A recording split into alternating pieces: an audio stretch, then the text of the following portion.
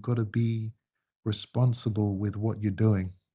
With all of this on your mind heading into that fight, I remember before the last fight was cancelled, you were saying that you'd be at 60% for the fight and you'd go in there and beat him. What percentage were you at? And I'm kind of coming back to this question again, but You're really trying to get that out of me, huh? it's really I'm trying to understand if what I saw was true.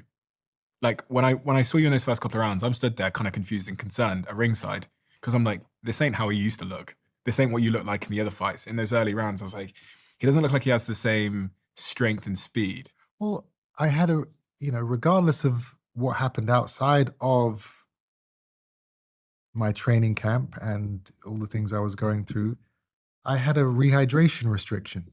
Explain this for people who don't know. Explain what weight you're at right now. You were at before the fight, how much weight you cut, and then what the restrictions say you have to do. So, and I'm not saying this for sympathy or as an excuse.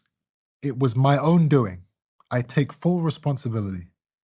And I say that because they said we want to have a weight or rehydration restriction on you. So you can weigh in at the middleweight limit of 160 pounds, but you can only put on 10 pounds before the fight. Mm-hmm.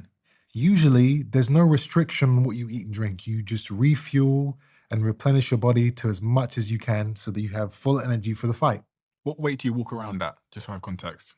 So in context, I usually put on maybe 14 or 15 pounds after a weigh-in. So